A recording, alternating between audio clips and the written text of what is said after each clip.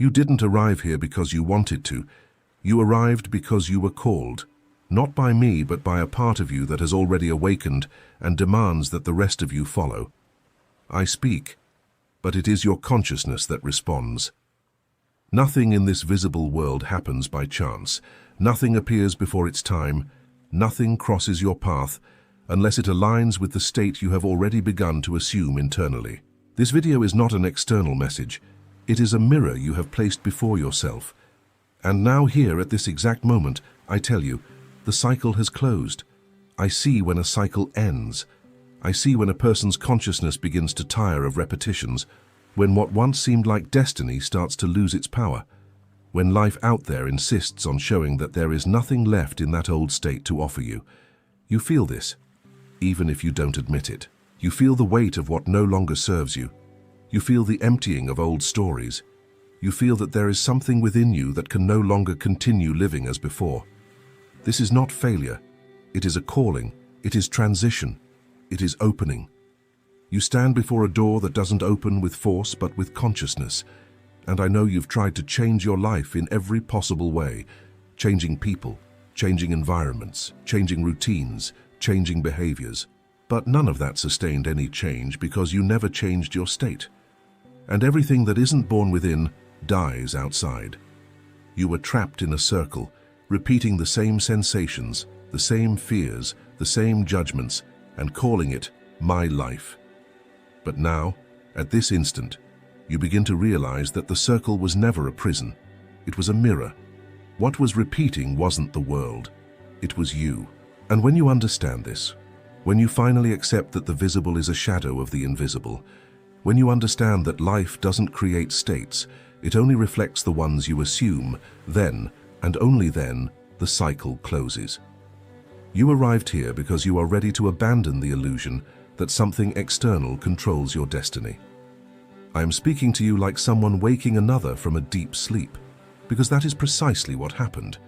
You slept within an old state, a worn-out identity, a repeated sensation that became a habit. And today now, you are being pulled out of that dream.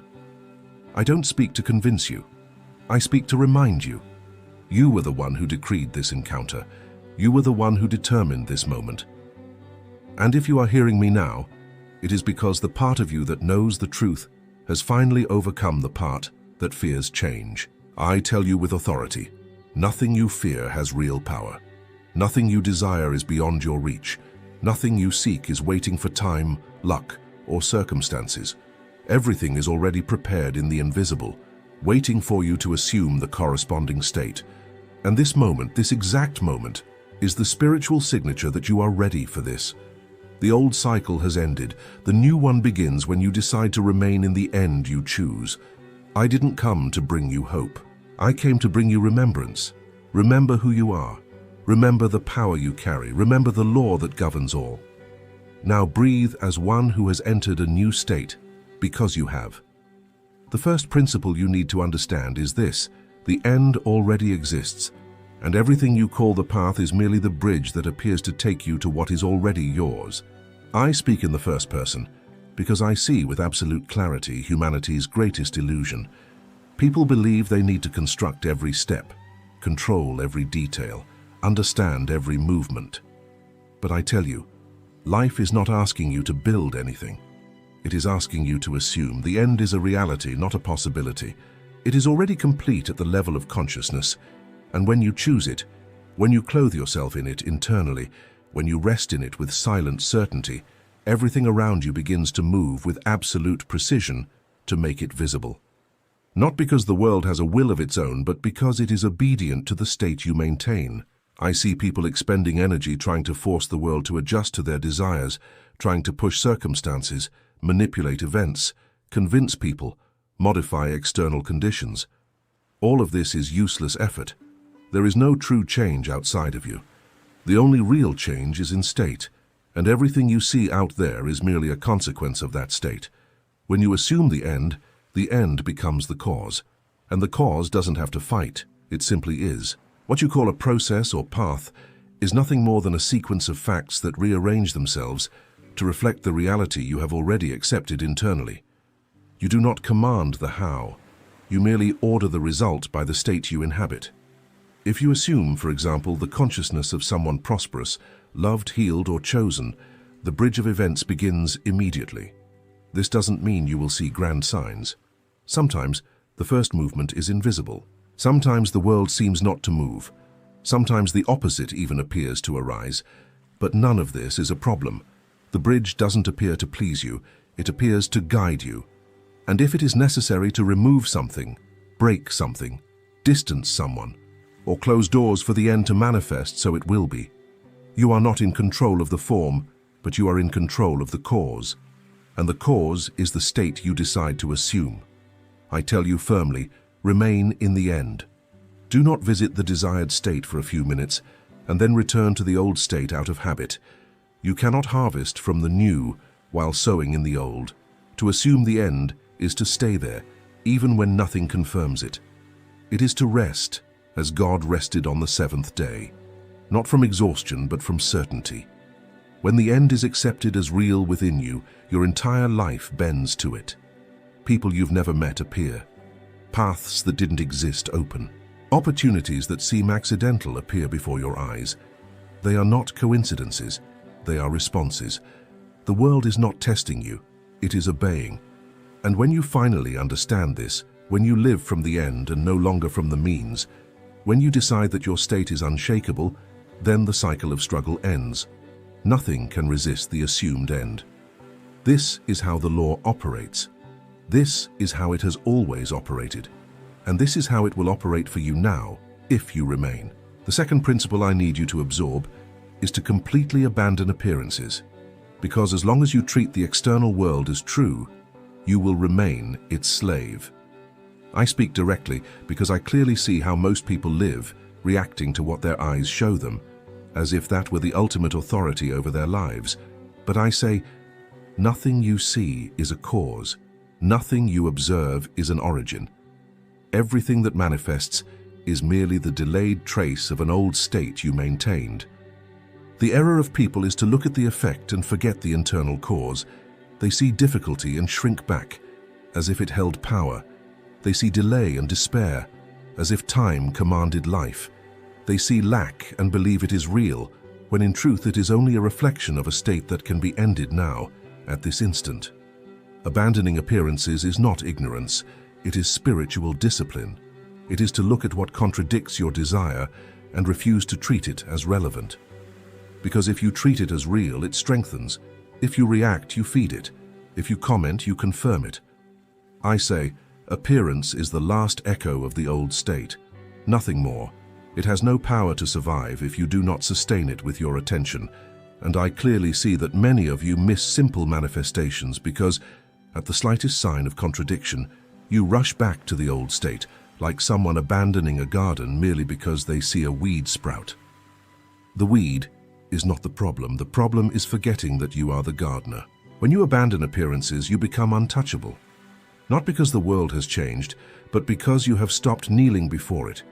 You begin to walk as someone who is not seeking external evidence to believe. You believe first, and the world follows. This is the correct order. That is why it says in Scripture, "Judge not according to appearance." It was not a moral counsel, it was the description of a law. Appearance is a delay. The truth lies in the state you choose now. And if you remain faithful to that state, the appearance must dissolve, it has no choice. I affirm, when you truly abandon appearances, you cease to be a victim of the visible. You stop chasing signs, stop getting emotional over every temporary change, stop oscillating between hope and fear. You fix yourself on internal reality, like one who knows that the cause is in your imagination. The world stops being a judge and becomes a servant. And when something arises to contradict you, you do not despair. You merely smile because you know you are witnessing the end of an old creation, not the beginning of a new one. Remaining in the state is the only proof reality demands. And when you do this, appearance loses its mask and reveals what it always was: nothing. The third principle you need to understand is that all true prayer is sensation. It's not words, not repetitions, not desperate pleas trying to convince something outside of you. I speak with authority because I know that the only language the subconscious understands is that of sensation assumed as fact. When you feel, you create. When you internally assume that you already are, already have, already live what you desire, reality has no alternative but to align with what you have decreed within. Sensation is the creative act, and everything that manifests is first born as an internal experience, a silent vibration that you maintain even when no one sees. I observe many men and women asking, as if God were a separate entity, evaluating who deserves and who does not. But there is no one outside of you deciding your life. Prayer is not a request to the heavens, it is an intimate acceptance. You do not convince God, you convince yourself. You do not plead, you embody. When you enter the state of the wish fulfilled, when you feel the reality as complete, when you mentally rest in that end with naturalness, your prayer is done.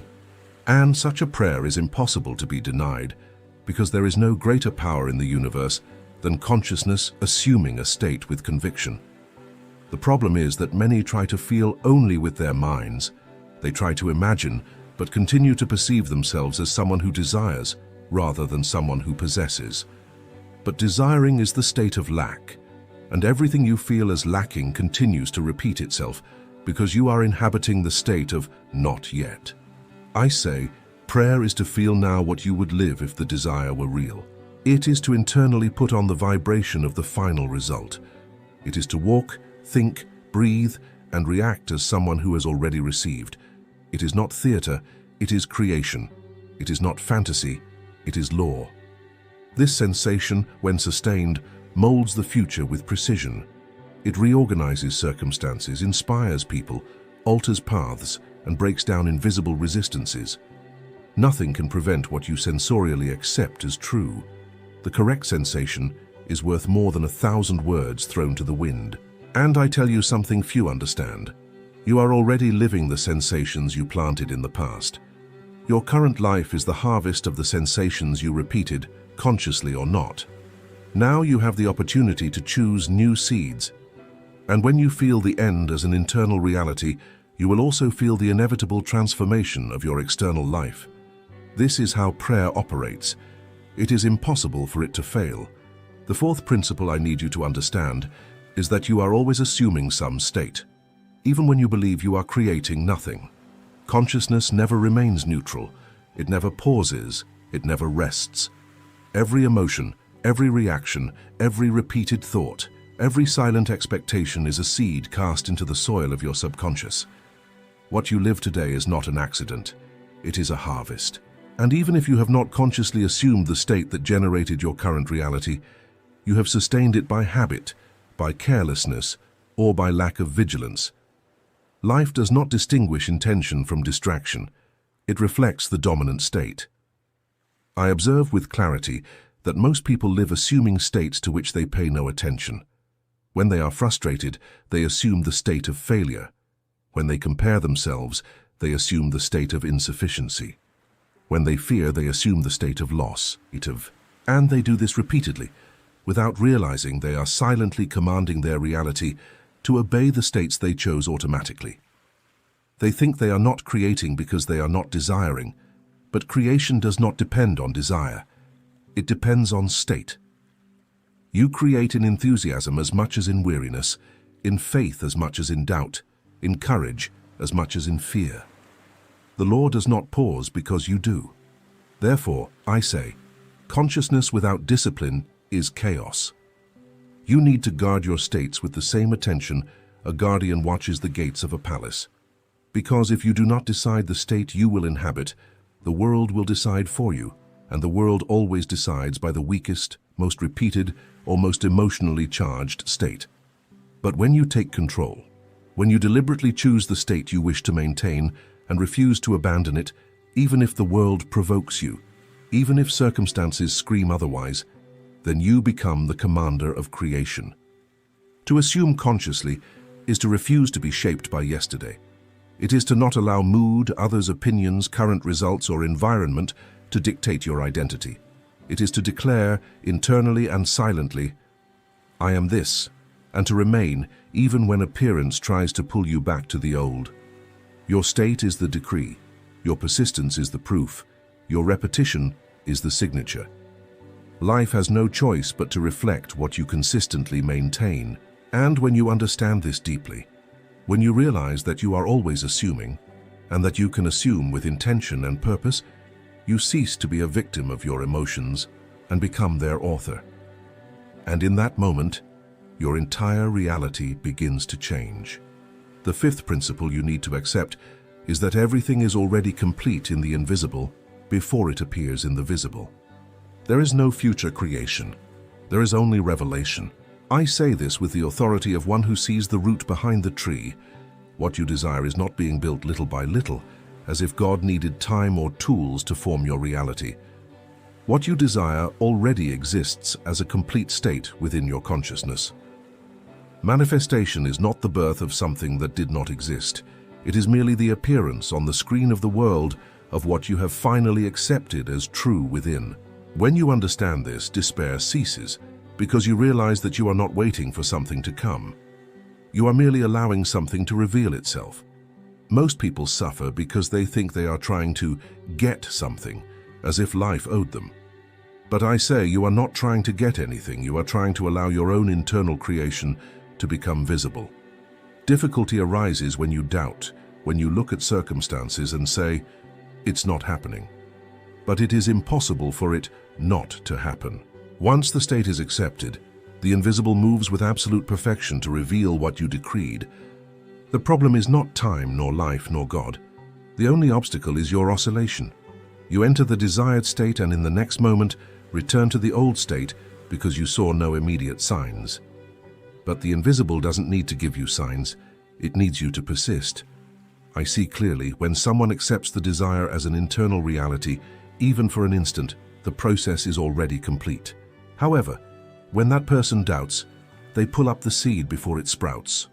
Not because the desire is fragile, but because the human mind insists on looking externally for confirmation. That is why I insist, assume the end and remain in it. It is not necessary to understand how, when, or by whom the desire will come. The how belongs to the path. The state belongs to you. Your only job is to accept that it already is, not as fantasy but as internal fact. When you truly understand that everything is already complete in the invisible, you stop chasing, stop fighting, stop pressuring life as if it would deny you. You rest in certainty. You move with gentleness, you act with naturalness. Nothing in you vibrates with lack, because you know that what is yours already exists, and what exists in the invisible cannot be prevented in the visible. Revelation is inevitable. Circumstances have no power to block the assumed state. When you decide that the end is real, all that remains is the moment of delivery. And when that moment arrives, the world calls it a miracle. But you know it was merely consciousness showing its true work. Now I need you to listen to this conclusion with the same seriousness with which a king receives a final decree that changes the course of an entire kingdom. Because that is exactly what this moment is for you. From now on, you will no longer live as one who asks. You will live as one who commands. You will no longer walk as one who begs the world for signs. You will walk as one who knows that signs follow you.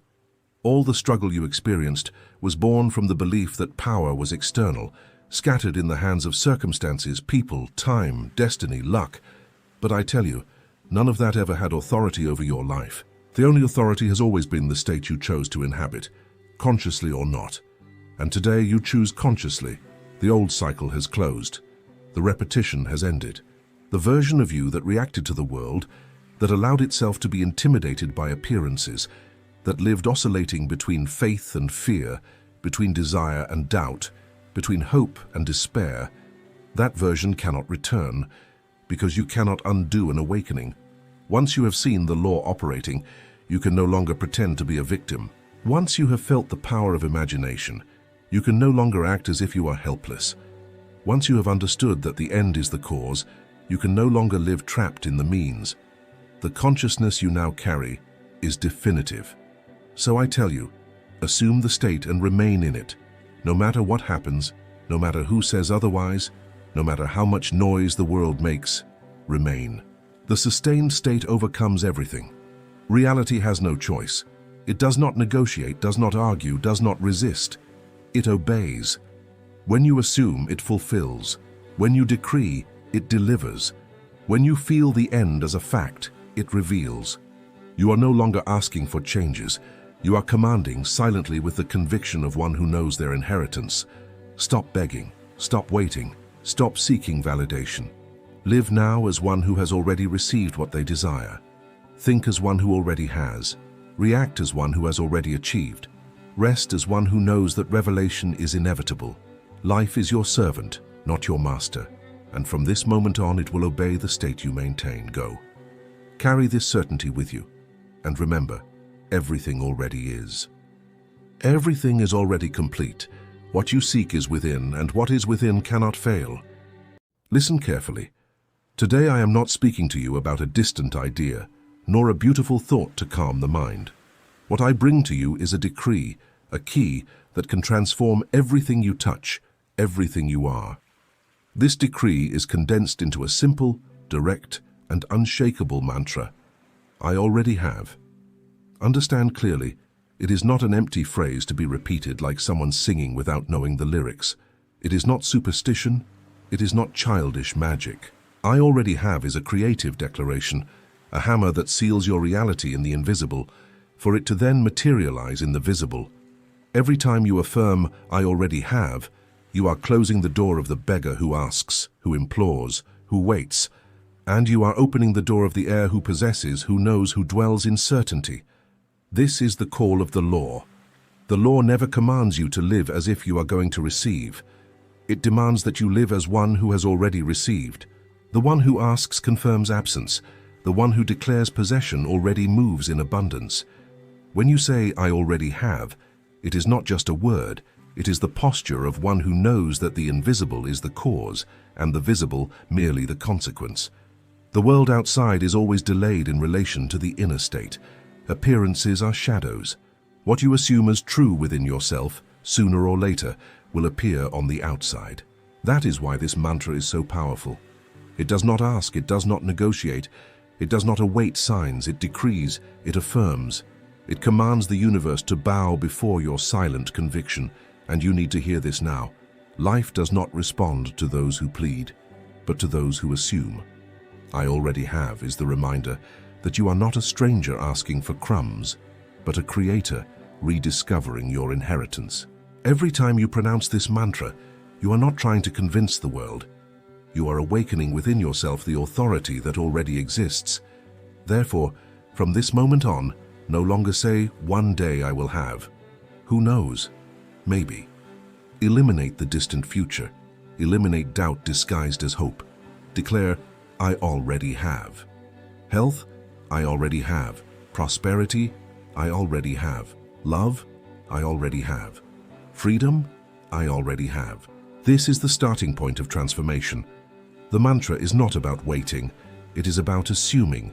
It is about living as the owner of that which your eyes do not yet see, but which your heart already knows is real. The world you see with your eyes is merely the echo of a state already assumed within you. Never be mistaken. Visible reality is always delayed, always slow, always a lagging reflection of what has already been conceived in the invisible. It is like the shadow projected on the ground. It never moves before the body, never precedes the gesture. The body is the cause, the shadow is merely the effect. So too is your life. Every circumstance, every detail, every encounter is merely the shadow of what has already been held in the secret of your imagination. When you say, I already have, you are sowing in the invisible soil that which will inevitably appear as a harvest in the outer world. The difficulty for most is confusing the effect with the cause. They look at the bank balance and think that is the truth. They observe the diseased body and believe that is the final sentence. They see loneliness and convince themselves that there is no way out. But all of this is shadow.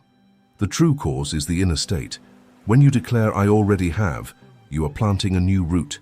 It may be that for a time, the old shadows still project themselves, just as the sun takes time to move across the sky. But sooner or later, the reflection will have to change because the cause has changed. Think of the farmer who casts the seed into the earth. On the first day, The earth seems inert, cold, silent. If he judges solely by appearances, he will say that nothing has happened. But he knows that in the invisible, life has already begun to pulsate, and because he knows, he does not pull up the seed, he does not dig the soil in despair, he does not abandon the field. He remains confident because he understands the order of life. In the same way, when you affirm "I already have," what happens first is not visible. It is silent, it is subtle, it is invisible, but it is real, and soon it will become inevitable. The common mistake is to use the mantra as a disguised plea. Many say, "I already have," but inwardly they think, "I don't have it yet, I hope it comes soon." This is the contradiction that nullifies the law. The universe does not respond to loose words, it responds to the assumed state. If deep down you still perceive yourself as needy, as someone who is waiting, it does not matter how many times you repeat it. What creates is conviction, not the sound of the lips. "I already have" only has power when it is accepted in the heart as an accomplished fact, even if the eyes insist on showing the opposite. Understand, the visible is always delayed, like news of something that has already happened. When you understand this, you learn to ignore the delay. You learn not to be shaken by the interval between the decree and the manifestation. It is in this interval that many give up. They observe the old shadows and think that the law has failed. But the law never fails. It is the person who fails, who, not seeing immediate results, abandons the state and returns to asking like a beggar. If you firmly uphold "I already have," not as a request but as a declaration, you place yourself in the position of the Creator. The world, sooner or later, will have to obey. The bank balance changes, the body responds, life reorganizes itself because the cause has been altered. The visible has no choice, it bows to the invisible, and the invisible, when assumed with conviction, is more solid than stone, more certain than time, more faithful than any human promise. That is why the first principle is so decisive. It teaches you not to be impressed by what your eyes see, but to remain anchored in what your heart has already assumed. When you declare "I already have," you become a conscious farmer. You plant in the invisible and know that the harvest will come. It does not matter if the soil seems empty. It does not matter if time seems long. The effect always follows the cause, and the cause now is you. The discipline of not contradicting your own decree is the touchstone that separates those who merely talk about the law from those who truly live by it. Many, upon waking in the morning, affirm with strength and conviction, "I already have." But throughout the day, faced with an unexpected bill, a look of disdain, or a persistent symptom, they soon let slip. "It hasn't come yet. It's not working. I guess it's not for me." And it is at that moment that they tear with their own hands what they had sown. The law is not a game of words, it is a sustained state. The universe does not respond to loose phrases, it responds to the silence laden with certainty. Think of a king seated on his throne. He issues a decree in the morning. So it shall be. His servants set out to execute it. But if, in the afternoon, he changes his mind and says, "No, perhaps it won't be so," the servants become confused, return, suspend the order. The next day he decrees again. Then he denies it again. And so, the entire palace lives in disorder. Many live exactly this way. They decree and revoke, they affirm and deny, they plant and pull up the seed before it germinates. The discipline is to remain like the king who speaks once and trusts that everything will move to fulfill it. This discipline requires vigilance, not against others but against your own mind. The thoughts that arise from habit, the words that escape unconsciously, the impulse to look at circumstances and use them as judges. It is at that moment that you need to remember, the law does not know it hasn't come yet. For the law there is only what you have assumed as true. When doubt arises, do not fight it as an enemy. Simply return to the decree and repeat silently, "I already have," not like someone insisting out of fear, but like someone recalling an unshakable truth. Discipline also means not negotiating with external signs. If the world shows scarcity, you do not yield. If it shows illness, you do not retreat. If it shows rejection, you do not give in. You remain in the state as if you were a rock. This firmness is what separates the creator from the beggar. The beggar asks and awaits evidence. The Creator decrees and remains until the world bows. It is in this sustained silence that the invisible works in your favor. Discipline is not rigid like steel, but firm like deep roots. You do not need to shout, you do not need to repeat until exhaustion. You do not need to prove anything to anyone. You just need to maintain yourself in the assumed state as one who already knows they own what they have decreed. When you manage to sustain "I already have" without contradicting it, you create a force field around you. Everything that does not correspond to that state begins to lose power over you. Problems may still stir, but they no longer have the same strength. It is like someone lighting a lamp in a dark room. The shadow may writhe, but it cannot resist. This discipline is, in itself, an act of living faith. It is not blind faith, but conscious faith. You know that the visible is shadow and that the cause has already been decreed. Every time you refuse to contradict yourself, you strengthen yourself. Every time you sustain it, you get closer to the harvest. And when you least expect it, the world, obediently, will show in matter what you never abandoned in spirit. Living as if you already have is the most practical and at the same time the most challenging test of the law.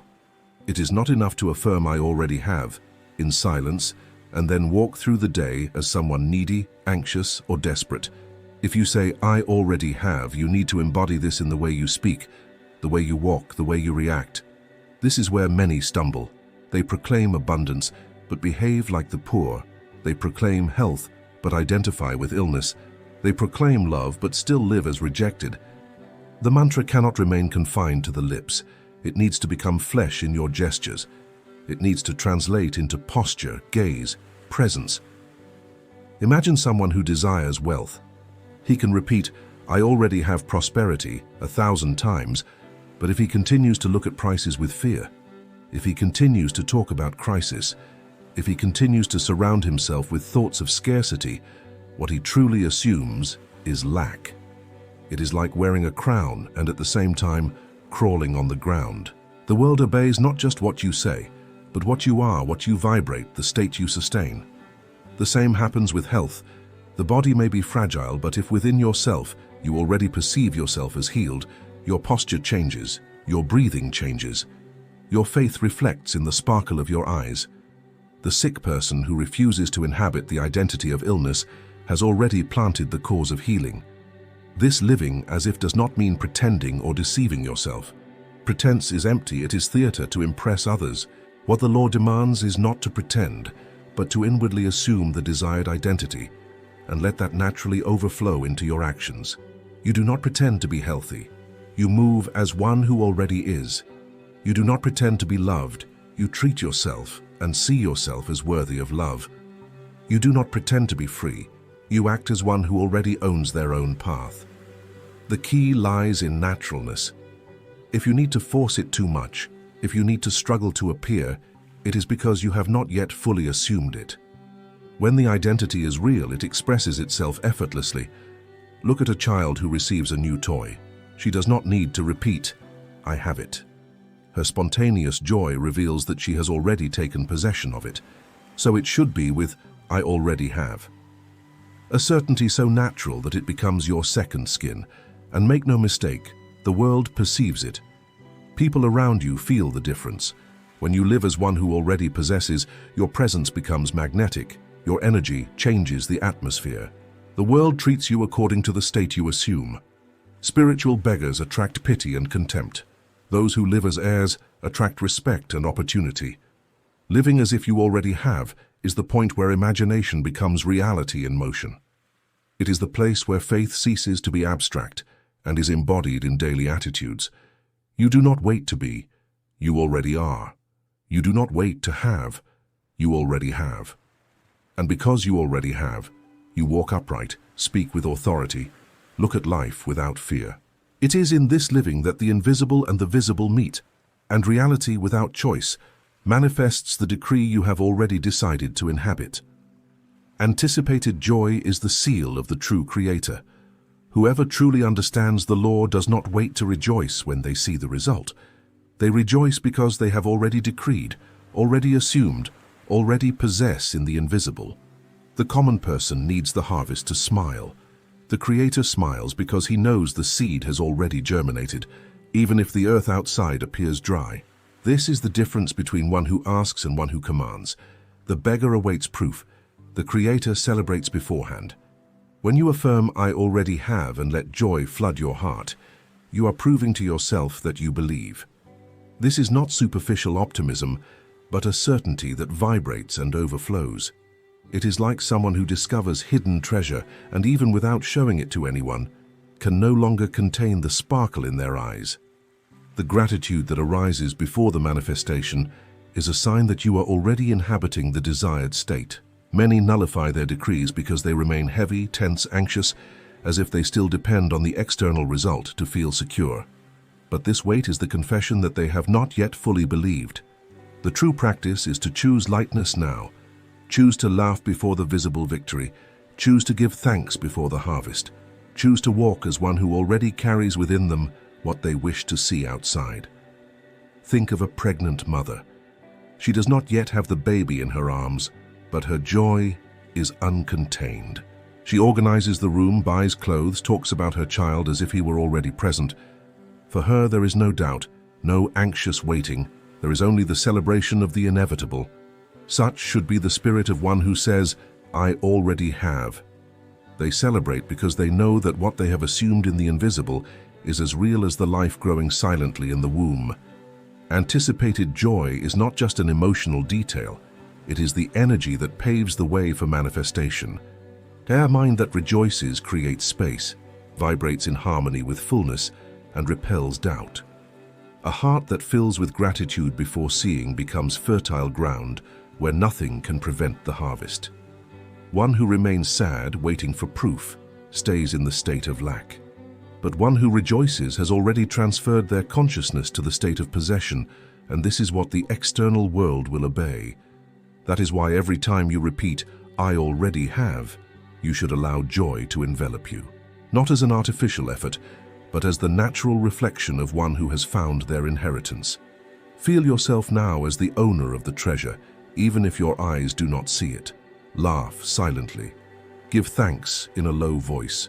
Walk lightly. This is living faith. Conviction expressed in gratitude before the harvest. And when you least expect it, you will realize that reality has bowed to your inner state. Doors that seemed closed open. People respond differently. Life gains new colors. Not because the world decided to change by chance, but because you changed first. The anticipated joy was proof that you were already the owner, and the universe could do nothing but confirm it. The courage to ignore time is perhaps the final test of your faith. Most despair because they look at the clock, count the days, measure results, and not seeing quick changes, conclude that nothing has happened. But time is merely a stage, never the cause. Time does not create, time merely reveals what has already been planted in the invisible. When you say, "I already have," your decree is already established. The only thing that can divert the outcome is your own impatience, because by doubting you abandon the assumed state and return to being a beggar. Look at the farmer who plants. He does not watch the field every minute, anxious for the seed to sprout. If he doubted the earth, he would pull up the seed, dig the soil, destroy the process. But he trusts. He knows that time is merely the medium through which life reveals itself. So too should be the spirit of the Creator. By declaring, "I already have," you anchor yourself in the eternal now, where everything already exists. Time may seem slow, but nothing can delay what is already accomplished in the invisible. This courage to ignore time requires detachment.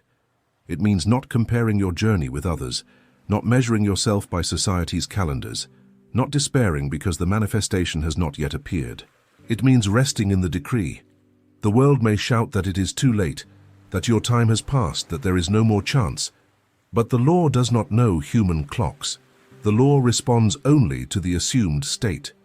And here is the truth that few accept. Haste is a sign of doubt, and doubt weakens the decree. The Creator is not in a hurry, because they already know they possess. They walk in peace, because their consciousness is already at the accomplished end.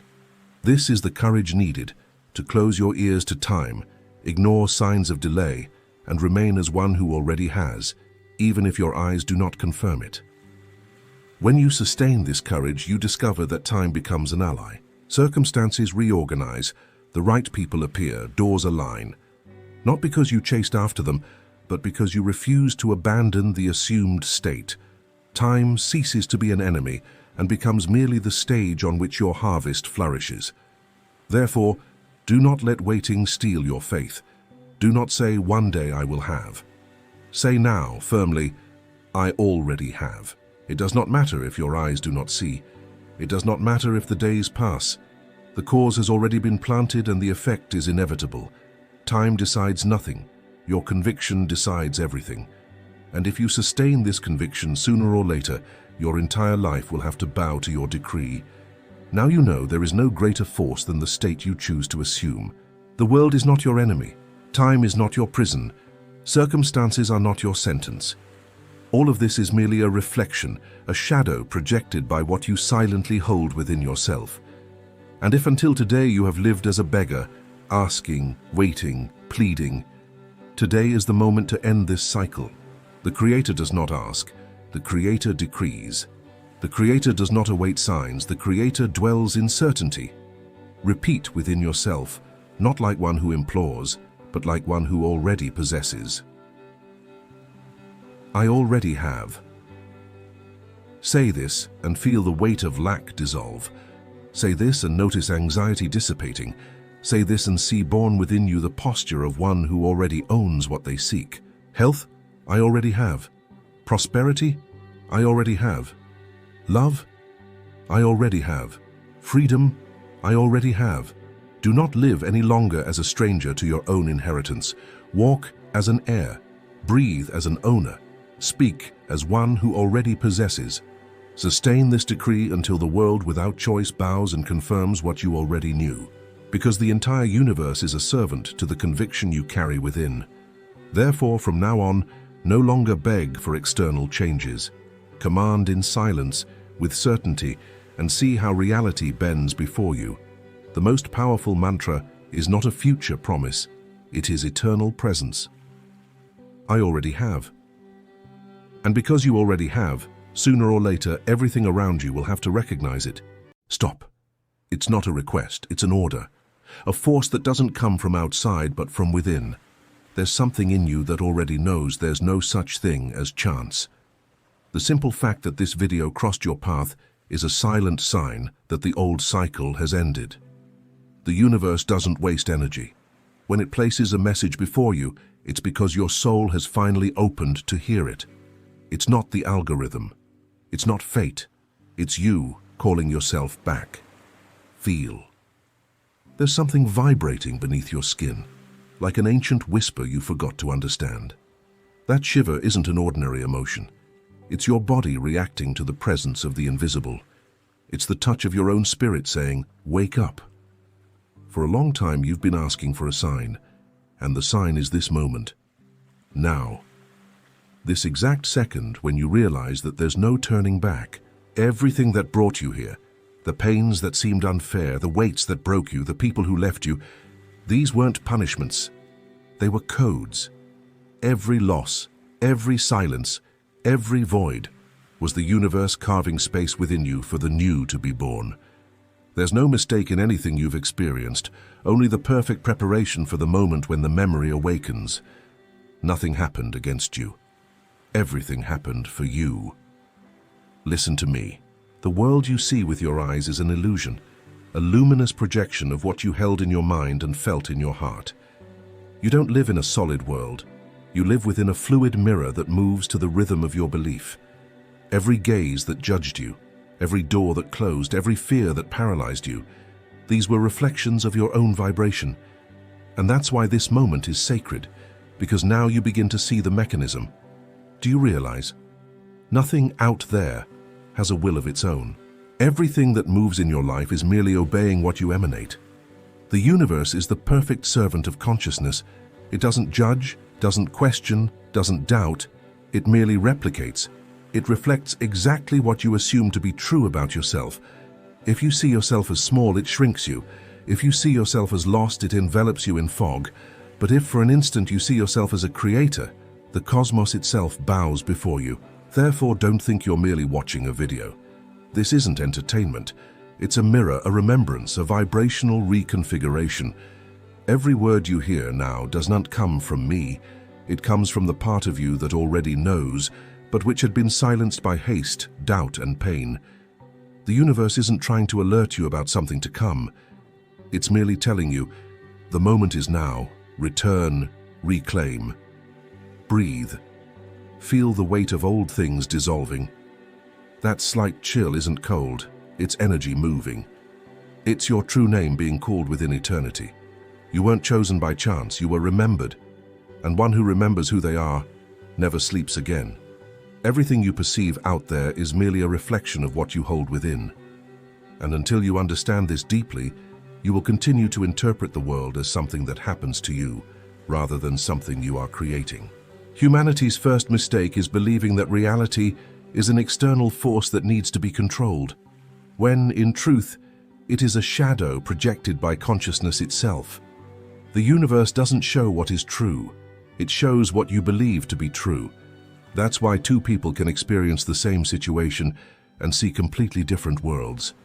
The miserable and the wise look at the same day, the same sun, the same ground, but each walks in a universe made of the substance of their faith. Reality isn't solid. It is malleable, alive, and responds to the invisible touch of your imagination. It's like a liquid mirror that reflects exactly what you assume to be. And that's why the world seems so resistant when you try to change it by force, because you're trying to adjust the reflection without changing the face. Nothing can change as long as the inner image remains the same. If you believe you are a victim, the universe will provide circumstances that confirm this. If you believe you are rejected, every glance will seem like judgment. But if you start to see yourself as loved, prosperous, worthy, the world silently reorganizes the atoms around you to reflect this new certainty. This is where most people fail. They try to modify the experience without modifying the state. They ask for signs, await miracles, but continue to dwell in the same feeling of lack. They want a new outcome without abandoning the old identity. And that is impossible. The universe is too precise to contradict itself. It doesn't react to what you desire. It obeys what you are. Everything that manifests is a perfect replica of your current state of consciousness. You don't attract what you want. You manifest what you believe yourself to be. Notice how this truth dismantles the entire illusion of chance. Life isn't testing you nor punishing you. It is revealing you. Every event is a response to the vibration you silently maintain. Every obstacle is a mirror placed before your fear. Every blessing is an echo of your recognition. The world isn't against you. It is you disguised as the world. When this understanding descends from the mind to the body, something changes. Fear loses its power. Urgency dissolves. You understand that all you need to do is maintain the desired state with serenity and certainty. The universe is a faithful servant. It doesn't dispute orders. It merely executes what your consciousness declares to be real. When you say, "I am poor," it doesn't ask if that's what you want. It merely multiplies experiences that sustain that affirmation. When you say, "I am blessed," the same mechanism activates, and the invisible begins to work to confirm this new reality. Therefore, true prayer isn't a repetition of words, but a dwelling in the feeling of what you already are. One who understands this law stops reacting to the world and begins to direct it. They no longer ask for signs, they create them. And when the reflection finally changes, they smile, not out of surprise, but out of recognition, because they know that nothing happened out there. It was merely the mirror responding, as it always does, to the image that now observes it with the eyes of a creator. Nothing changes until you die, not externally, but internally. This is the truth the mind fears and the spirit recognizes. As long as you insist on carrying the same self that complains, feels forgotten, seeks approval, and fears silence, the universe will remain still. Because it doesn't respond to words. It responds to the identity you sustain. Each time you say, "I want to change," but still feel small, it's the old self trying to survive. And as long as it exists, the new cannot be born. Consciousness cannot occupy two places at once. Either you dwell in the past, or you embrace the present as a creator. Inner death isn't a metaphor. It's an act of courage. It's the moment you shed everything you believed yourself to be, all the stories you used to justify pain, and step naked into the presence of truth itself. It is there you realize that suffering was merely attachment to the old form, and that everything resisting change was fear of losing control. But the truth is that only when you release control does the invisible begin to act. The old identity must crumble for awakened consciousness to rise. This death is silent yet devastating. It doesn't come with fire, but with the weight of surrender. It's when you finally stop fighting what is and begin to feel the strength of what has always been. In that instant, the begging self disappears, and the I Am takes the throne. The one who asks ceases to exist. The one who commands is born. And this is the transition that separates the ordinary person from the awakened one. One lives asking the world to change, the other changes the world by changing their state. The universe is perfect in its obedience. It doesn't judge, doesn't dispute, doesn't correct. It merely responds. When you say I am forgotten, it sends forgetfulness. When you say I am loved, it moves hearts and circumstances for this to manifest. It is an absolute law, and you are within it. There's no escaping it, only awakening. Therefore, when the old self dies, the entire world changes its tune. People disappear, places lose meaning, old dreams dissolve. It's the body of the old consciousness decomposing. Don't fear this process. It is the beginning of your sovereignty. You were taught to cling to identity because you believed it protected you, but it only limited you. What you call security is just fear disguised. Let it die. Allow everything that no longer resonates with your greatness to be taken. Inner death is the baptism of true life. The fire that destroys the ego is the same fire that reveals gold. So stop fearing the void. It is there that the new self is born. The one who doesn't ask, doesn't doubt, doesn't wait. The self that assumes, that declares, that creates. When the old dies, awakened consciousness opens its eyes and realizes, the universe never resisted me. It was I who resisted myself, and in that instant, the world obeys. Because now, it is no longer man speaking. It is divinity itself clothed in silence. When the invisible begins to move, the visible world crumbles, and this is where many lose faith because they confuse collapse with punishment. But the universe doesn't destroy to punish, it destroys to realign. The crumbling that frightens you is, in fact, the old structure giving way to the new state you have chosen to be. When consciousness changes, everything around it is forced to reorganize. People distance themselves, plans fail, paths change direction, not because something went wrong, but because the old scenery no longer accommodates the new frequency. The universe will not let you dwell in the house you yourself set ablaze with the light of consciousness. There is a moment when everything seems to crumble at once. Money slips away, relationships falter, loneliness grows, and the ego screams, I am being punished. But the soul whispers, I am being purified. The crumbling is proof that the invisible has begun to act. It is a sign that the new state has already been assumed and the old is being undone. You are losing nothing. You are being redesigned. The old foundations built on fear and doubt must fall. The universe does not build palaces on unstable ruins. This is the part where few persist. They see the ground give way and retreat, trying to rebuild what should have died. But the awakened one observes the destruction in silence. They understand that every loss is a disguised liberation, that every closing is merely the invisible saying, this door no longer leads to your destiny. They do not fight against chaos, they bless it. Because they know that chaos is the way creation uses to reorder what you have already decreed in spirit. Realize, nothing that dissolves is truly gone. It is merely changing form. That job that ended, the relationship that departed, the project that failed, all of this was condensed matter of a state you no longer are. The consciousness that now dwells within you no longer fits the previous vibration. That's why the world seems to crumble. It is rebuilding itself under a new geometry. So, when everything begins to break, don't ask for explanations. Become silent. Observe. One who understands the law does not weep before the ruins. They smile because they recognize the beginning of a new creation. Destruction is merely birth in disguise. And when the dust settles, you will see that nothing was truly lost. What fell was just the scenery. The actor remains. And now they are ready to play a new role on a larger stage with a higher consciousness. Accept the crumbling as a sacred ritual. Every collapse is the universe clearing the way, removing what no longer vibrates with your new state. It is the invisible response to the decree you made, even if unconsciously, by deciding to be different. Therefore, do not despair when everything begins to unravel.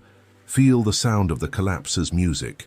It is the sound of reality adjusting to your new identity, because the invisible always manifests this way, first in silence, then in ruin, and finally in revelation. The signs you seek so earnestly do not come from outside. They are echoes of what is awakening within you. When consciousness begins to shift its frequency, the universe responds in a symbolic language, a language not made of words, but of coincidences, repetitions, sensations. That's why, suddenly, you see repeating numbers, meet people who talk about what you were thinking, or feel shivers for no apparent reason. None of this is chance. They are manifestations of your own field vibrating, saying, "I heard your call." But the human mind, accustomed to control, insists on seeking external explanations. It turns every sign into superstition, as if the universe were testing your faith. It is not. The universe doesn't test, it reflects. These signs aren't future messages. They are mirrors of the now. They aren't saying it will happen. They are saying it is already happening within you. The number that appears, the butterfly that crosses your path, the sudden shiver, all of this is yourself trying to remember that you have already assumed the new state, even if you are not yet conscious of it. The error lies in seeking confirmation in the reflection instead of the source. The one who lives waiting for signs is like someone who, upon seeing the mirror smile, asks if they should smile back. The sign is useless if you don't understand the power that emits it. Therefore, stop interpreting the world as if it were judging or guiding you. It merely repeats you. If signs are multiplying, it's not the universe trying to convince you. It's your faith gaining substance. It is matter beginning to obey the vibration of certainty. Realize what this means. Signs are not warnings, they are confirmations. They emerge when reality begins to adjust to the new identity you have assumed. It is the invisible reorganizing itself to give form to what has already been decreed. And the more you align yourself, the more the world responds with synchronicities, improbable encounters, and moments that give you shivers. This isn't magic, it's precision. Creation always announces when it is about to manifest, but not for you to wait, but for you to uphold. Therefore, when the sign comes, do not doubt, do not analyze, do not tell the world. Be silent. Receive it as one who receives an intimate confirmation of a secret pact with the divine. The true creator doesn't need anyone to believe, they simply know. And it is this knowing that makes the entire universe bow. Signs are the silent language of I am. They appear to remind you that power isn't in the eyes that see, but in the consciousness that creates what is seen. So, the next time the world shows you a sign, don't ask what it means. Ask yourself what within you called it. Because nothing comes to you by chance. Everything is a response, everything is an echo. Everything is the reflection of the Creator awakening within creation. True power makes no noise. It doesn't need to prove anything because it is absolute in itself. The power that moves the universe is silent. And yet it causes stars to be born, seas to move, time to bend. Such is also the power of the awakened one, invisible to common eyes, yet irresistible in the realm of causes. While the ordinary person clamors, begs, and fears, the awakened one simply knows. They don't ask, they declare, they don't beg, they command, not with arrogance, but with divine serenity. Because they understand that creation doesn't happen through effort, but through the state sustained in silence. This is the secret the noisy mind never understands. Silence is the language of one who has already won. It is the sound of certainty, the space where reality bows. When you speak with doubt, the universe hears hesitation. When you become silent with faith, the universe hears conviction. It is in silence that the Creator acts, because it is there that the vibration is pure, without interference. No force in the world can resist a consciousness that rests in the certainty that what it desires already is. Therefore, close your eyes and listen to the void. Within it is accumulated power, awaiting only your command. And this command isn't verbal, it's vibrational. It is the internal decision to assume a state and remain in it, without allowing appearances to shake you. True command doesn't come from the lips, but from the feeling sustained with constancy. It is the "it already is" that vibrates within you, even if the world says otherwise. And the world, obedient, will eventually yield.